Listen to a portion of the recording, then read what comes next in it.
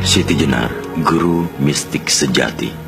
Setuju atau tidak, kehadiran mistik Syekh Siti Jenar telah mewarnai kehidupan mistik Kejawen. Mistik ini memang unik dan banyak menimbulkan kontroversi, terlebih-lebih ketika Syekh Siti Jenar berbicara tentang Tuhan dan kematian, mungkin dapat mengundang kebencian. Namun sebagai sebuah wacana kultur mistik Kejawen, hal ini pun patut diketahui. Ada yang berpendapat bahwa ajarannya termasuk golongan keras, bukan lembut dan sejuk. Syekh Siti Jenar lebih banyak menyampaikan mistik tajam, bukan lembut. Berbicara tentang Syekh Siti Jenar dalam konteks mistik memang sering diperdebatkan. Setidaknya banyak pihak selalu meneror bahwa Syekh Siti Jenar penganut ajaran sesat. Syekh Siti Jenar menyimpang dari petuah wali. Sementara itu, ada juga yang masih angkat topi terhadap paham mistik Syekh Siti Jenar. Paling tidak, yang setuju ini akan berkilah bahwa Syekh Siti Jenar bukan penganut mistik yang sesat. Jika ada yang mengatakan demikian, berarti pemahaman mistiknya masih sepotong-sepotong. Memang, sempat muncul dua versi kematian Syekh Siti Jenar yang mengimplikasikan Syekh Siti Jenar berada di pihak yang salah atau benar. Pertama, di kalangan pesantren selalu ditekankan bahwa kematian Syekh Siti Jenar dihukum pancung. Alasan hukuman adalah ajaran Syekh Siti Jenar yang dianggap menyesatkan masyarakat. Kedua, seperti yang pernah dikisahkan Abdul Munir Mulkan dalam bukunya Ajaran dan Jalan Kematian Syekh Siti Jenar tahun 2002, dan Ahmad Hojim dalam bukunya Syekh Siti Jenar Makna Kematian tahun 2002. Syekh Siti Jenar mati karena memilih kematiannya sendiri. Proses semacam itu senada pula dengan kematian pujangga besar Jawa Rangga Warsita. Di satu pihak ada yang mengisahkan dia mati terbunuh, dan di lain pihak dia mati karena memilih jalan kematiannya. Bagi pemerhati mistik Kejawen, yang penting bukan pada masalah ajaran Syekh Siti Jenar sesat atau tidak, melainkan perlu dipahami mengapa Syekh Siti Jenar memandang dunia sebagai alam kematian. Sedangkan para wali sanga tidak demikian halnya. Inilah tesis mistis Syekh Siti Jenar yang luar biasa di zamannya, karena Syekh Siti Jenar justru telah jenius memikirkan hidup sebagai hakikat. Syekh Siti Jenar super cerdas dan lebih berpikir tasawuf atau mistis ketimbang berpikir yang lugas. Mari kita renungkan ajarannya tentang hidup dan kematian secara mistis. Syekh Siti Jenar berpendapat bahwa hidup yang selalu sedih, sengsara, kebingungan, dan sejenisnya adalah penjara. Ini bukan hidup di alam kehidupan, melainkan hidup di alam kematian. Manusia yang demikian sedang terpuruk dalam kematian hidup. Manusia yang terdegradasi nilai, yang curang, yang keras, yang korup, dan sebagainya adalah manusia yang telah mati menurut Syekh Siti Jenar. Jika demikian, berarti dunia ini telah dipenuhi berjuta-juta mayat yang kotor, bangkai yang amis, dan struktur kehidupan yang mati tidak karuan pula. Tidak sedikit mayat yang kejar-kejaran mengais rezeki yang haram. Tidak sedikit pula mayat yang berebut kedudukan. Apakah asumsi mistis semacam ini sesat? Syekh Siti Jenar berpendapat bahwa di era kematian ini manusia terikat oleh panca indera. Kondisi ini bukan eksistensi yang sesungguhnya. Hidup nyata baru akan ditemukan setelah mati. Di sana keadaan terang benderang dan semua hal yang mengandung kebaruan. Manusia tidak lagi harus didampingi siapa-siapa. Manusia akan hidup mandiri. Syekh Siti Jenar berpandangan bahwa hidup setelah mati lebih indah dan lebih segalanya. Karena itu, dia rindu kematian. Dia sangat rindu terhadap alam real ketika dia belum jatuh ke kematian. Dia ingin kembali dalam keadaan suci atau semula ketika belum kotor. Untuk itu, Syekh Siti Jenar mengajarkan bahwa hidup manusia akan mengalami proses mistis. Ajaran dia tersimpul ke dalam 5 pokok wejangan. yaitu ajaran asal-usul kehidupan atau Sangkan Paraning Dumadi, ajaran tentang pintu kehidupan, ajaran tentang tempat manusia esok hari yang kekal dan abadi, ajaran alam kematian yang sedang dijalani manusia sekarang, ajaran tentang yang maha luhur yang menjadikan bumi dan angkasa. Jika demikian, apakah ajaran Syekh Siti Jenar memang gelap? Oh, tidak. Dari 5 jalan kehidupan yang Syekh Siti Jenar ajarkan, jelas positif. Yang menjadi masalah, mengapa Syekh Siti Jenar selalu mendapat cap merah ketika itu? Mengapa konteks ajaran Syekh Siti Jenar membuat Wali Sanga marah? Karena ajaran Syekh Siti Jenar dianggap tidak sejalan dengan ajaran Wali. Nampaknya semua itu yang keliru adalah penerapan mistik Syekh Siti Jenar yang disalahartikan. Tidak sedikit memang orang yang menerima wejangan Syekh Siti Jenar lalu berbuat onar, berbuat jelek, bunuh diri dan seterusnya. Tidak sedikit di antara mereka yang segera ingin mati karena hidup di kelak kemudian hari justru lebih sempurna. Jika begitu, yang keliru adalah cara menjalani ajaran Syekh Siti Jenar, bukan ajaran itu sendiri.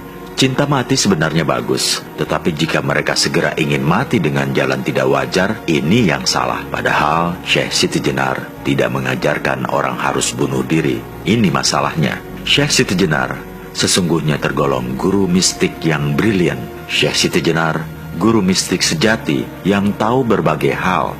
Syekh Siti Jenar dikenal sebagai guru sekaligus wali yang menyebarkan Islam di tanah Jawa secara kontekstual. Dasar penyampaian ajarannya adalah realita. Karenanya dalam berbagai hal ada yang disesuaikan dengan kondisi Jawa. Karena itu, ketika Ki Ageng Pengging tidak mau sowan ke Demak Bintara sebagai pembangkangan atas ajaran Syekh Siti Jenar, peristiwa ini masih perlu ditinjau lagi. Bukankah di dalam karya berjudul Syekh Siti Jenar itu, Ki Ageng Tingkir juga telah mengingatkan secara politis terhadap tindakan Ki Ageng Pengging? Dalam kaitan itu, Ki Ageng Pengging memang menjadi manusia bebas. Ia hidup di bumi Tuhan, bukan bumi Demak. Paham semacam ini, kalau dipahami secara politis, tentu akan keliru. Paham ini perlu diterjemahkan dari aspek mistis bahwa hakikat hidup memang kebebasan itu. Manusia bebas hidup di mana saja. Manusia bebas menentukan apa saja, sejauh dalam kerangka Tuhan. Jika begitu, apakah pandangan Ki Ageng Pengging atau Ki Kebo Kenanga itu salah? Tokoh yang semula tergores mistis dalam syair semut ireng, lalu ada baris berbunyi, kebo bongkangnya berangkali bengawan. Kerbau besar yaitu Kebo Kenanga yang menyeberang ke sebelah barat Majapahit. Sebenarnya mulia, dia pernah lari dari Majapahit karena tidak mau mengikuti ajaran yang disampaikan Sabdo Palon dan Naya Genggong. Itulah sebabnya, dengan mengikuti paham Syekh Siti Jenar, Ki Kebo Kenanga tidak takut menghadapi resiko hidup. Hidup bagi dia adalah pilihan. Kematian bagi Syekh Siti Jenar bukan hal yang sengsara. Andai kata harus menerima hukuman mati, bahkan menurut Syekh Siti Jenar, takdir baginya sulit ditunda. Bagi Syekh Siti Jenar selalu dikendalikan Yang Maha Kuasa. Biarpun utusan Demak datang, Syekh Siti Jenar tidak takut menghadapi bahaya, karena disitulah Syekh Siti Jenar berjuang untuk hidup. Dalam perjuangan itu, jika selesai tugas kejiwaannya, akan segera kembali ke alam aning-anung, yaitu alam bahagia, tentram, dan abadi. Yang menarik lagi dari pandangan Syekh Siti Jenar adalah persoalan belajar atau berbudaya. Jika hewan berdasarkan insting, manusia Jawa mengikuti guru. Dalam pandangan Islam Jawa, setidaknya ada 4 macam guru. Guru wujud, yaitu seorang guru biasa seperti guru di sekolah, guru mengaji, dan sebagainya. Guru pituduh, yaitu guru yang bertugas memberi petunjuk kepada murid-muridnya. Guru sejati, yaitu guru yang memahami hakikat hidup. Guru ini akan mengajarkan bagaimana menempuh jalan kematian, kesempurnaan, dan kelepasan. Guru purwa, yaitu guru yang tertinggi. Ia ibarat manifestasi Tuhan. Dia mengetahui kodrat dan irodatnya. Tampaknya Syekh Siti Jenar meletakkan dirinya pada guru sejati dan guru purwa. Hal ini tampak pada pembahasan tentang kematian Syekh Siti Jenar. Masalah proses dan makna kematian digambarkan dari aspek psikologi Islam Jawa. Proses kematian dan maknanya ditinjau dari aspek kehidupan kejiwaan atau psikologi Jawa, manusia harus melepaskan nafs atau nafas. Nafas adalah batin atau rasa yang keluar masuk dalam raga. Nafs terdiri dari 7 tataran kejiwaan, yaitu jiwa al-amarah, jiwa lawamah, jiwa mulhamah, jiwa mutmainah, jiwa spiritual, jiwa lubiyah atau kosmik, dan jiwa rahsa atau nirwana. Jiwa al-amarah yang berfungsi mengoperasikan organ tubuh, tidak sekedar membuat orang marah.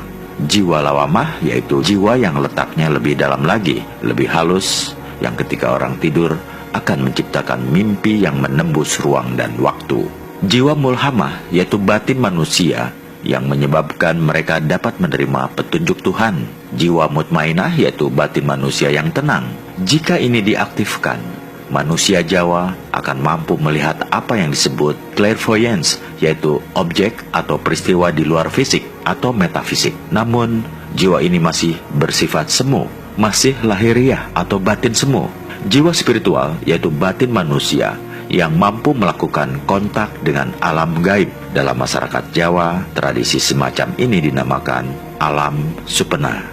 Alam mimpi yang mempengaruhi jiwa manusia mampu menerawang terhadap kejadian mendatang.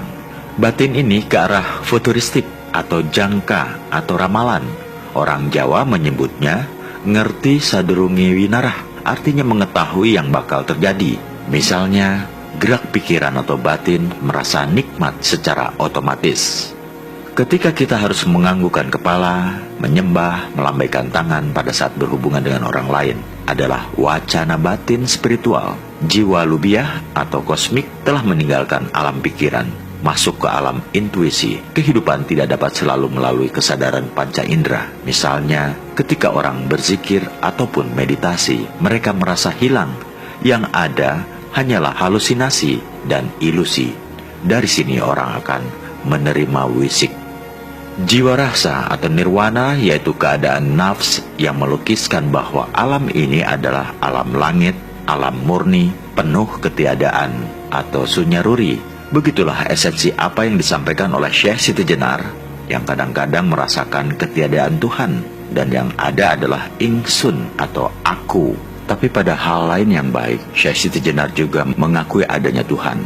Misalnya pada kutipan berikut, Syekh Lemah Bang Darmastu Teng Karsa atau Sumarah Ing Hyang Dawuhe, kata Hyang yang merupakan bukti sinkretisme dengan ajaran Hindu, sebenarnya juga menunjukkan bahwa Syekh Siti Jenar percaya kepada Tuhan. Ia pasrah total kepada Tuhan. Pada suatu saat, dia memang meremehkan syariat, dan pada bait lain juga menganggap syariat itu penting.